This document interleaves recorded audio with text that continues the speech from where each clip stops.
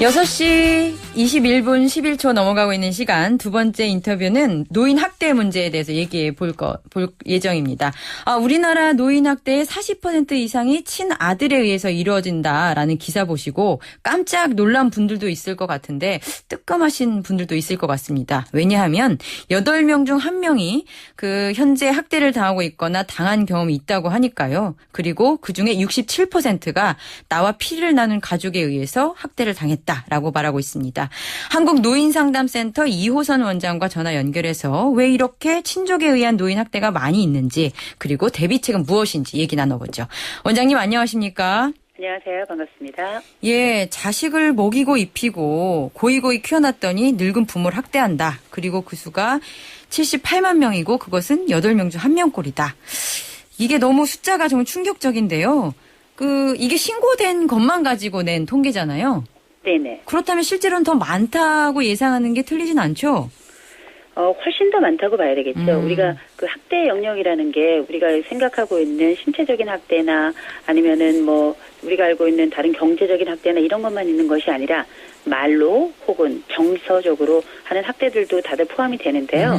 아무래도 이렇게 조금 범위가 넓어지게 되면 이 부분은 학대가 아니라고 생각하는 경우가 많은데 만약에 이걸 학대라고 인식을 하시게 된다면 아마 지금 여기 나와 있는 78만이 아니라 여기 거의 3배수 이상이 더 많아질 거라고 보통 전문가들은 보죠. 3배 이런다고요? 네네. 참. 광범위한 학대 의미에 대해선 아무래도 어르신들은 신체적인 학대만 학대다라고 인식할 경우가 좀 많죠, 아무래도. 현재로서는 학대에 대한 개념 자체가 여러 보도나 이런 것들을 통해서 많아지고 있긴 하지만 네. 실제 어르신들은 그럴 수도 있지. 옛날에도 그랬었는데 이 정도로 넘어가거나 아니면은 사실은 내가 학대라는 걸 알고 있지만 그럼에도 불구하고 내 새끼니까 내 자식이니까 바깥에 동네에서 창피당하거나 하면 안 될 것 같으니까 입을 꼭 다물고 계시는 경우도 굉장히 많죠. 부모의 마음이 그렇긴 하죠. 그런데도 불구하고 신고를 해야 되고 어떻게 하는 게 좋은 방법일까요?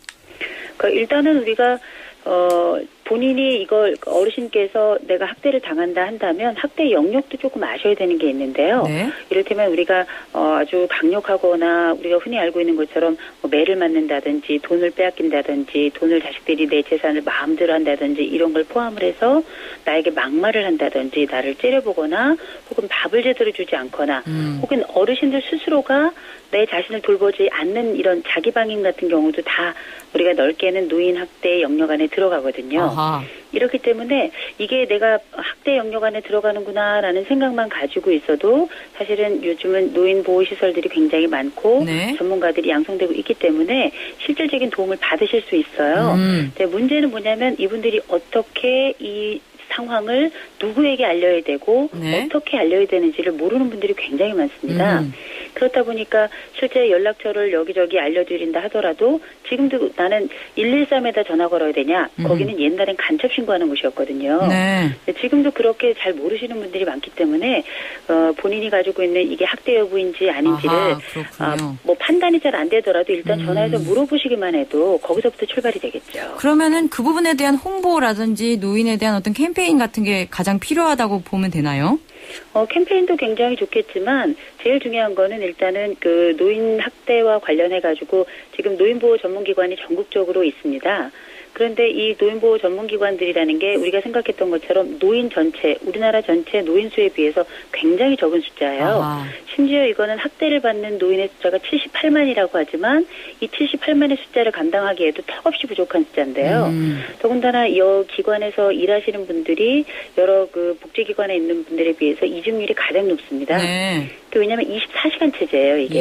예. 그리고 전혀 어떤 무장이나 이런 것도 하지 않은 상태로 가해자가 있는 곳에 가서 노인들을 구출해 와야 되거든요. 그렇군요. 물론 거기에는 경찰관도 들어가고 예. 거기에는 복지사도 가고 때로는 의사들도 함께 가고 하긴 하지만 실제 폭력이 발생하는 현장에서는 그 몸매를 다 맞는 경우도 굉장히 많고요. 그런 부분에 대한 어떤 지원이 아주 체계적인 지원이 절실하다고 인식하면 될 것 같습니다. 매우 절실하죠. 예, 알겠습니다. 여기까지 듣겠습니다. 감사합니다. 네.